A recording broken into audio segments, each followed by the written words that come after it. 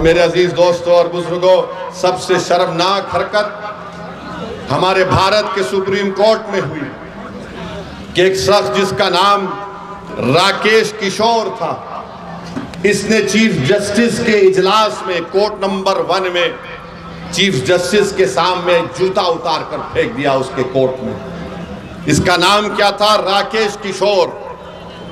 हमारे भारत की सबसे बड़ी कोर्ट, सुप्रीम कोर्ट के जज जो है वो दूसरे दलित जज है।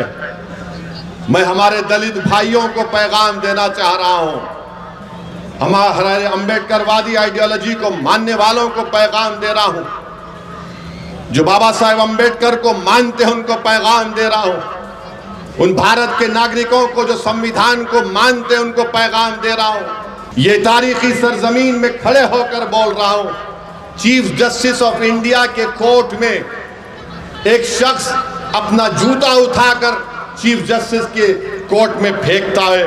मेरे भाई आप बताइए क्या हो रहा है?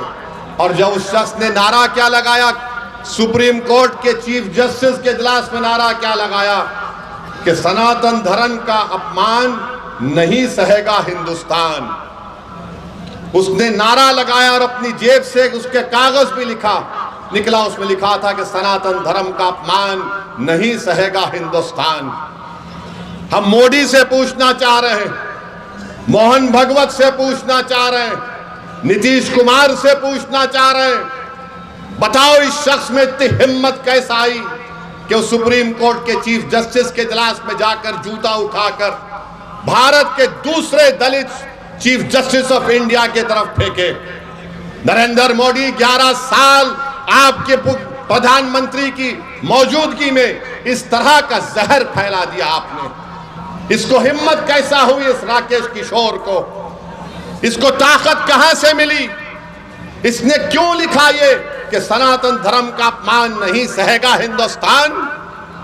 बताओ मोदी जी, क्या आपकी सरकार और आपकी पॉलिसियां जिम्मेदार नहीं है? जबकि सुप्रीम कोर्ट के चीफ जस्टिस ने कोई फैसला नहीं दिया, कुछ बात नहीं कि एक ओरल ऑब्जर्वेशन था उनका, मगर इसको तकलीफ हुई इस राकेश किशोर को, इसने चीफ जस्टिस ऑफ इंडिया के इजलास में आकर जूता उठाकर फेंक दिया। उसको अब तक गिरफ्तार नहीं करी पुलिस। अगर उसका नाम असद होता तो अब तक मुझे गिरफ्तार कर लिया जाता। नाम क्या था? राकेश किशोर। ऊपर वाले हैं, बड़े लोग हैं, हम कमतर हैं। सुनो मेरे दलित भाइयों, चीफ जस्टिस ने कहा कि मैं कंप्लेन नहीं करूंगा, ठीक है, मगर मैं बड़ी इज्जत के साथ चीफ जस्टिस के इस फैसले को नहीं मानता, क्योंकि सवाल आप पर जूता फेंकने का नहीं है, क्योंकि आए दिन हम देखते हैं कि दलितों को पीटा जाता है, मारा जाता है, मूंछ अगर रखते हैं या अगर घोड़े पर बैठकर अपनी बारात निकालता है तो नहीं निकालने दिया जाता। चीफ जस्टिस ने कंप्लेन नहीं की, हम मानते हो सही नहीं था, मगर दिल्ली पुलिस को क्या हुआ? दिल्ली पुलिस 100 मोटो एक्शन ले सकती। और मैं आपको बता रहा हूं, देश को बता रहा हूं, जब हमारी संसद पार्लियामेंट में 2 नौजवान कूद गए संसद में, याद है, कूदे थे, कूदने के बाद एक धुआं उन्होंने छोड़ा, उन पर अनलॉफुल एक्टिविटीज प्रिवेंशन एक्ट लगाया गया। भारत के प्रधानमंत्री, दिल्ली की पुलिस आपके मातहत आती है और आप खाली एक बयान दे दिए, ये बहुत गलत हुआ।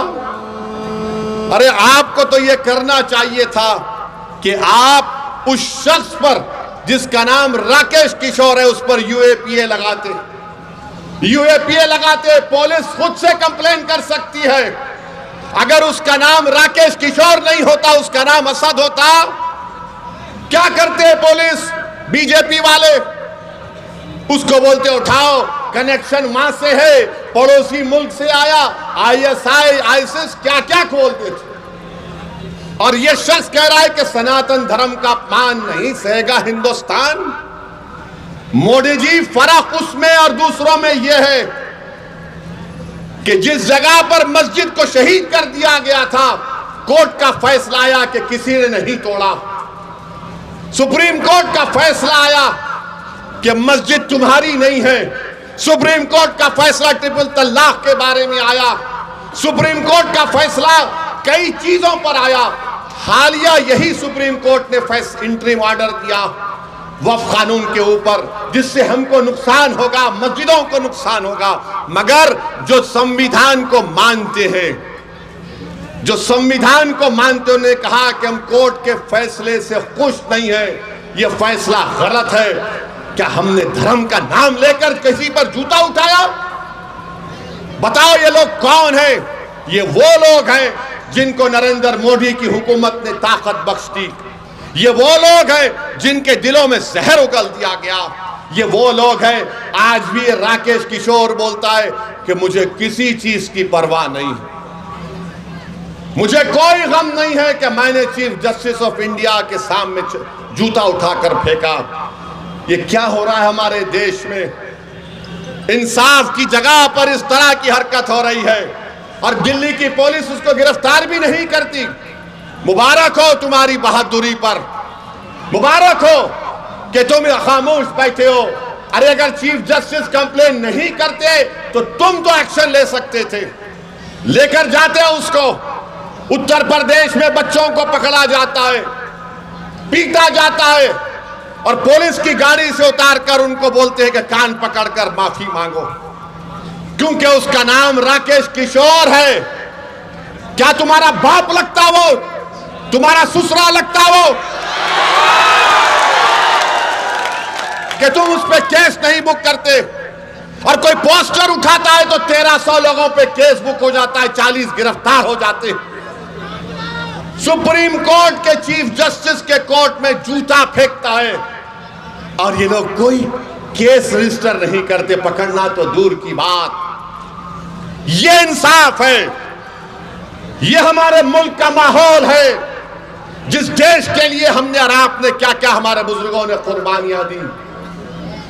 दलितों को रुसवा करने की कोशिशें की जाती हैं।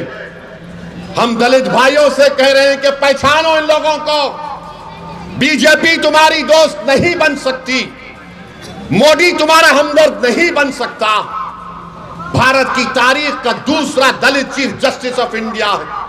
ये चीफ जस्टिस ऑफ इंडिया के वालिद जो थे, उनके वालिद जब बाबा साहेब अंबेडकर ने हिंदुइज्म को छोड़कर नागपुर में बौद्ध मजहब को इख्तियार किया तो उनके वालिद साथ थे बाबा साहेब अंबेडकर के। मेरे भाई, ये हालात हैं वतन अजीज के।